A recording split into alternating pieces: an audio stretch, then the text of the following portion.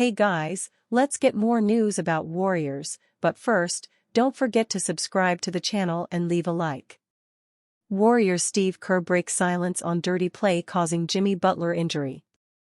After a lengthy drama in which 14-year veteran Jimmy Butler openly feuded with his team, the Miami Heat, the Golden State Warriors finally swooped in and took the controversial four-time All-Star off Miami's hands in a trade.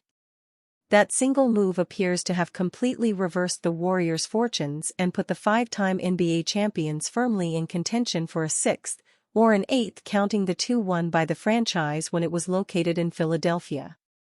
When Butler joined the Warriors on February 8, Golden State was muddling along with a 25-26 record, looking like a shadow of the team that won 3 titles and 4 straight trips to finals, all against the Cleveland Cavaliers, from 2015 through 2018, and another in 2022, defeating the Boston Celtics.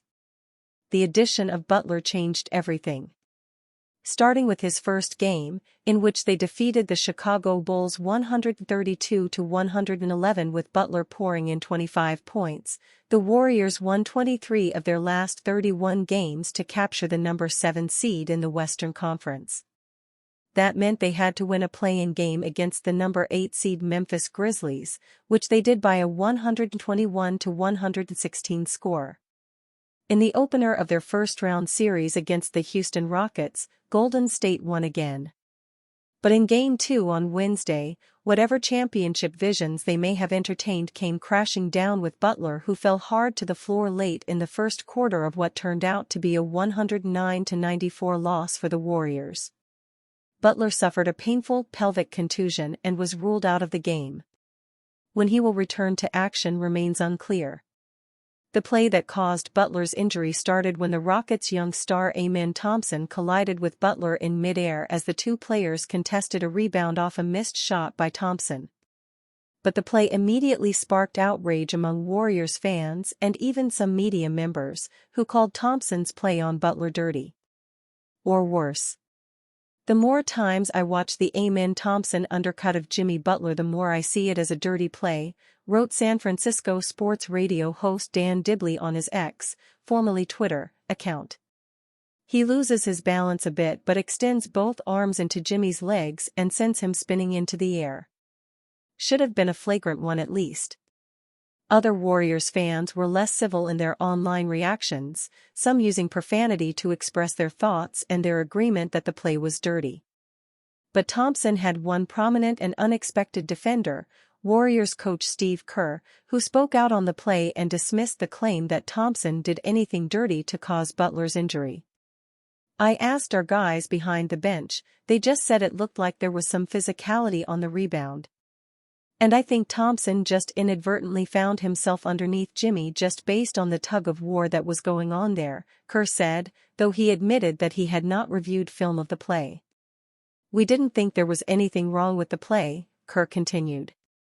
Just one of those plays. The Butler collision was not the first time this season that Thompson, the Rockets' first-round draft pick in 2023, 4th overall out of overtime elite, was involved in a controversy over a physical altercation. In a December game against the Heat, Thompson got tangled up with Miami star Tyler Herro and then grabbed Herro by the jersey and threw him to the floor. The 2021 draft class is having a heavy impact on Warriors-Rockets series. We're watching something akin to basketball poetry unfold in this Warriors-Rockets series. The contrasting development paths of their 2021 draft selections have become the unexpected subplot stealing the show, especially with Jimmy Butler's injury potentially shifting the spotlight directly onto Jonathan Kuminga. When the Warriors landed the 7th and 14th picks in 2021, they weren't in rebuild mode, they were in reload the dynasty mode. 3 Larry O'Brien trophies already in the case. Steph Curry still cooking. Draymond Green still directing traffic. Klay Thompson working his way back. Golden State grabbed Jonathan Kuminga at number 7 and Moses Moody at number 14, 2 athletes with undeniable physical tools but question marks about their immediate fit in the Warriors' professor-level motion offense. Kuminga, a Ferrari engine without a chassis, raw, explosive athleticism that needed refinement.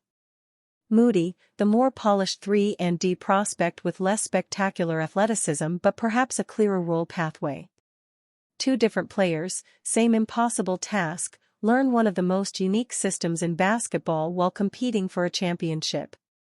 As their fourth year winds down, the returns have been decidedly mixed.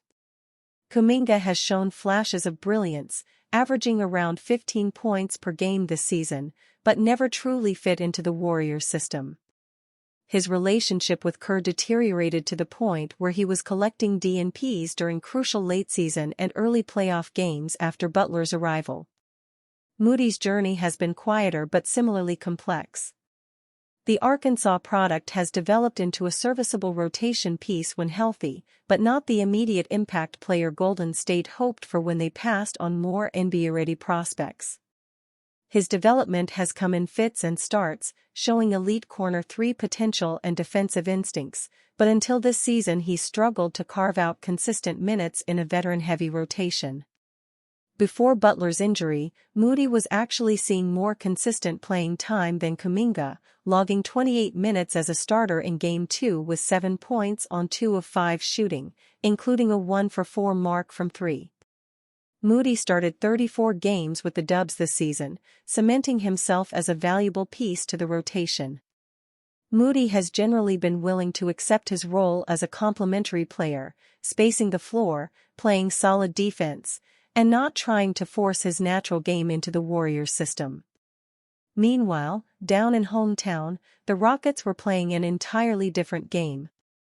Fresh off trading James Harden and hitting rock bottom with a 17-55 record, expectations couldn't have been lower. The Rockets weren't worried about championship windows, they were focused on foundation building.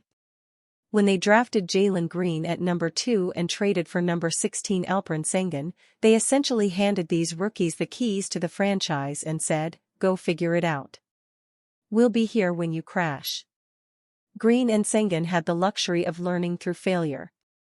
No one was going to bench them for missing a rotation or taking an ill-advised shot. There was no championship or bust pressure, no veterans demanding perfection. Jimmy Butler reportedly diagnosed with deep glute muscle contusion, in question to play in Game 3.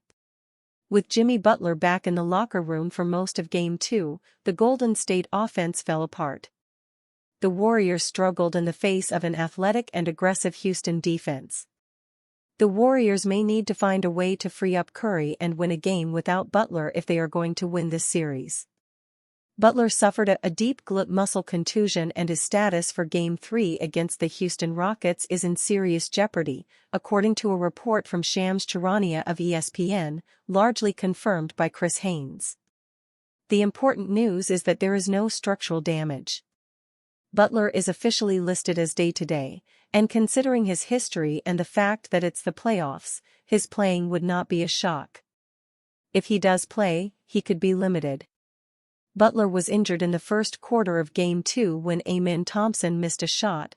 Jimmy Butler went up for the rebound. Thompson tried to push through to get the offensive rebound, got tangled up with Steven Adams, fell forward and took out Butler's legs. Warriors coach Steve Kerr said after the game it was not a malicious act, just unlucky.